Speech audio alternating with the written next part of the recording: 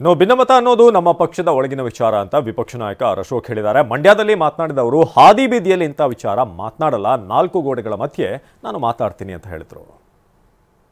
ನೋಡಿ, ಪಾರ್ಟಿ ವಿಚಾರನ ನಾನೊಬ್ಬ ಪಾರ್ಟಿಯ ಕಾರ್ಯಕರ್ತನಾಗಿ ನಾನು ನಾಲ್ಕು ಗೋಡೆ ಮಧ್ಯೆ ಏನಿದೆ ನಾನು ಮಾತಾಡ್ತೀನಿ.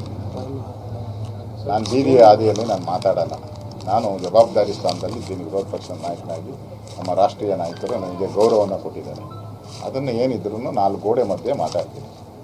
ಅದು ಬಿಟ್ಟು ನಾನು ಆದಿ ಬೀದಿಗಳಲ್ಲಿ ಮಾತಾಡುವಂಥ ಚಾಳಿಲ್ಲ.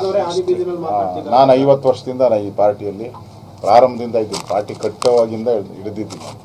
ಎಮರ್ಜೆನ್ಸಿಯಲ್ಲಿ ಎಲ್ಲ ಜೈಲಿಗೆ ಹೋಗಿ ಬಂದಿದ್ದೀನಿ. ನಾನು ಇಂದಿರಾ ಗಾಂಧಿ ವಿರುದ್ಧ ಹೋರಾಟ ಮಾಡಿ 1 ತಿಂಗಳಿದ್ದೆ. ನಮ್ಗೆ ಇಡೀ ಕುಟುಂಬ ಜೈಲಲ್ಲಿ ನಿಂತಿದೆ. ಅದರಿಂದ ಎಲ್ಲಿ ಯಾವ ವೇದಿಕೆಯಲ್ಲಿ ಏನು ಮಾತಾಡಬೇಕೋ ಅದು ಮಾತಾಡ್ತೀನಿ. ನಾನು ಜವಾಬ್ದಾರಿ ಸ್ಥಾನ ಇಲ್ಲ ಅಂದರೆ ಯಾರು ಬೇಕೋ ಮಾತಾಡ್ಬೋದು. ನಾನು ಜವಾಬ್ದಾರಿ ಸ್ಥಾನ. ನಾವು ಬಿಜೆಪಿ